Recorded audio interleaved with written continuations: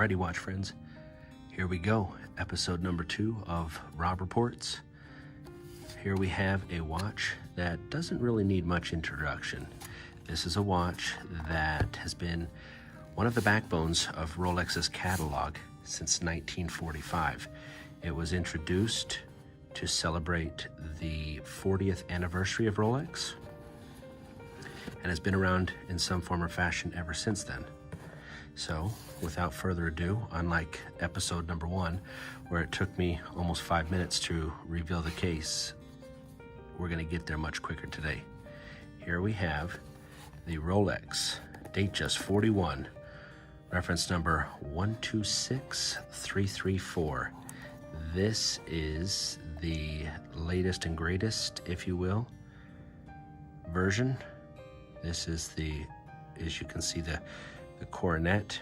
Let me get that in focus here. You can see that little coronet there at the 6 o'clock position, and that is one of the key indicators to let you know this is the newer model. But that's the subject of today's video, is we're going to be talking about the Rolex Datejust and basically how it has become one of, if not the greatest everyday watch that's out there. I know that's kind of a bold statement, but I truly believe that this watch is hands down one of the best watches out there, just for all-around purpose. So many watches, you could even go within the Rolex umbrella. You could say the Daytona, the Submariner, the Sea Dweller. A lot of these watches are created with a specific task in mind, a specific lifestyle, some sort of a sport that's in mind. The Datejust is not the case. The Datejust was created as almost just around like their all-around watch. Something a little dressier, something a little sportier, just an all-around everyday watch. So, like I mentioned already, it was introduced in 1945. It is one of the first model, I should say. The first model came out in 18 karat yellow gold, and it wasn't until the 50s, with references 5030 and 5031, that steel was introduced. Steel and two-tone was introduced with gold. So that kind of puts it in perspective that this watch was very first introduced with yellow gold. This was a big deal. When the Datejust came out, Rolex wasn't messing around. You know, nowadays it has become so commonplace to have the date change over at midnight. Nobody even thinks twice about it. But guess what? This is the watch that did it. This is the watch that made it commonplace. That's kind of a big deal, just that one little fact. It's crazy to think about that the Datejust was the one that brought that normal feature to the marketplace. The bracelet on this watch is known as the Jubilee. So let me see if I can get this in focus here. There we go. So the Jubilee is a 5-link style bracelet. Some might say it's a hate it or love it kind of bracelet. I actually love this bracelet. It is hands down one of the most comfortable bracelets that you will ever wear. Has a good taper, as you can see, down to the clasp. Smaller links, individual links. These are screw-in links. There's your screw right there. These bracelets are something to behold of. It really is something that just disappears on your wrist. The drape with those small links just perfectly hugs your wrist, keeps it nice and balanced, and plays nicely with the curvature of the case and those lugs to kind of just disappear on your wrist. So the Jubilee was created specifically for the Datejust. You had the day date that had the president style links. You had the Submariner, or the I should say the oysters, you know, the precisions, different things like that that would carry the oyster style links.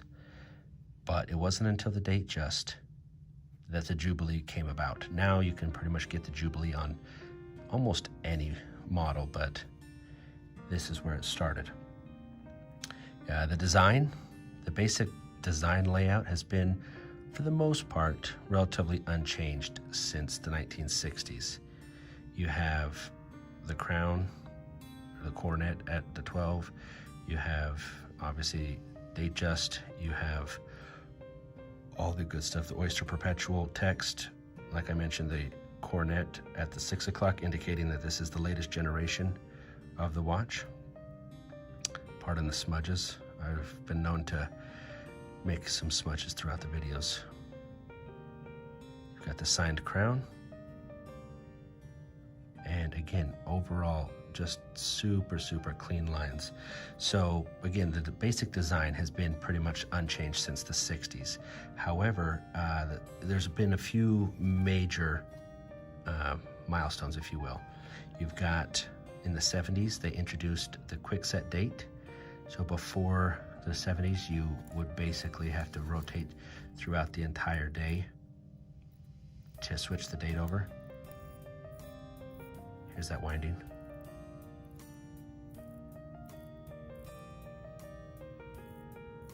If you can hear that, get it up and running.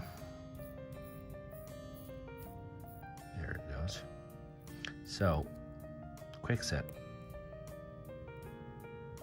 That right there came about in the 70s. Kind of crazy to think about, but there you go. Right? Some Rolexes have had different date wheels, whether it's a roulette wheel and various fonts, but the quick set came about in the 70s. We'll get it to today's date.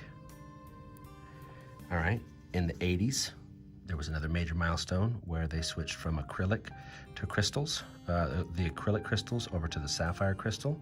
Kind of a big deal there for scratch resistance, for everyday wearability. Kind of a big deal. Fast forward till 2009. I know I'm kind of jumping around here, but this isn't meant to be an all-encompassing history. This is just a brief summary of this one particular watch. So in 2009, Rolex came out with the Datejust 2. It was kind of a big deal because it was the first time that they released the Datejust in the 41mm case. And as a result of that, they didn't quite get the case proportions correct. They just kind of jumped in the craze of the bigger watches and threw the Datejust out in a 41mm case. It didn't quite work. The proportions were off just ever so slightly, and the results indicated as much. It just didn't sell like they thought it would, and it only lasted a couple years and was pulled. Basically throughout that time, you had the normal sizes were basically 28mm to 36mm. Those were the traditional Datejust sizes. After, like I said, a couple years of production, the Datejust 2 got pulled, and then it didn't come out until re-emerge as the Datejust 41 until 2016. 2016, the 41mm came back out, but they spent that time and they really paid attention to some of these lines, the curvature of the case, the way that the lugs and the Jubilees integrated together. Oh, another thing I forgot to mention, in the Datejust 2, it was only offered on an Oyster, not the Jubilee, which did not please a lot of the fans. Again, this is the bracelet that was made for the watch. It's kind of a big deal that it wasn't offered on the watch back in 2009. Not everybody wants the Datejust on the Oyster. So, again, in 2016, the Datejust 41 gets released. They bring the Jubilee into the family.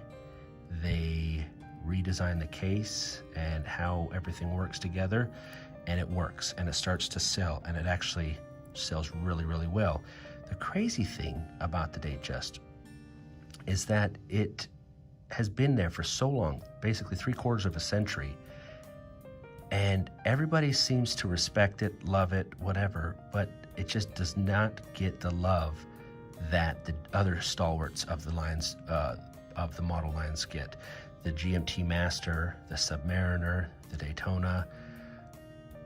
It's always there, it's always in the background, and people usually will say something nice about it, but then they'll say, oh, well, I want the sub, or I want the Daytona. So this was given to me, I shouldn't say given to me, this was an opportunity that I had kind of out of the blue, and I had to jump at it because to me this is one of the quintessential Rolex models. A Datejust in 41 in black stick indices with the white gold on the Jubilee just is the perfect all-around watch.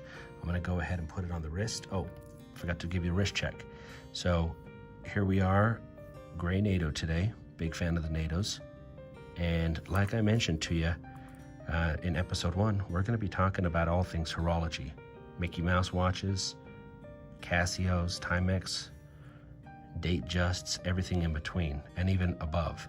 So, I mean what I say, that I wear stuff that I like regardless of the price bracket. This one's actually hard to come by, given that it's a mechanical movement. Generally, you see Mickey Mouse watches in quartz and smaller sizes or plated cases and not steel cases like this one. So this was kind of a rarity and I had to pick it up. It actually kind of wears like a Milgauss would. So let me get this off camera so I don't knock the camera over. And I will put on the Datejust. The clasp for the Datejust is polished. You can tell there's a difference between the tool watches and the dressier watches when you see the polish inside versus the sandblasting. This is a very secure system for your clasp. It is not just tension fit, it actually has an enclosed clasp right there. You have an easy link, right? Not as great as the glide lock, but still you have an easy link in case you get a little swole on that day. You do have some functionality for a difference of some, I think 1 to 2 spots for micro adjust. It is kind of a bugger to get in there with a tool, so ideally it would be nice to have some toolless strap or toolless sizing, but again, you can get the job done relatively well. So here we go. This is 7.5 inch wrist, maybe just a scotch underneath 7.5, and you can see the thinness. There's down to, I think the barrel shot is what it's called, down the barrel. I don't have the flattest of wrists, but you can tell that the curvature drapes rather well. The Jubilee hugs the wrist. Is an extremely balanced watch. One of the most spectacular watches out there as far as the fluted bezel at catching the light. Just some generic fluorescent office lighting in here, and you can see how it plays with the lighting all over the place. And then mix that with the polished surfaces on the Jubilee and also the case, and you can see how dynamic this watch can be. Lume is rather impressive on this watch as well. Healthy shot of lume. I can give you a lume shot here in just a little bit, but maybe we'll do the Tim Mosso approach and give you a lume shot at the end. So again, not the all-encompassing history of the Datejust, but just a quick 15-minute summary as to why I think this watch deserves more credit than it gets, and why I think it's one of, if not the best all-around everyday watch. You can wear this with a suit, you can wear this with shorts and a t-shirt, and it works quite well. Thanks for the time, and until the next video, keep wearing those watches. Okay, and we're back. There you see it. There is the all-impressive lume shot. Tell me that doesn't just impress you. Here is your everyday watch, dressy watch, sporty watch with amazing lume. Clearly see the lack of lume there at the 12 o'clock with the crown, and the other lack of lume at the 3 o'clock with the Cyclops there. But beyond that, amazing visibility in pitch black.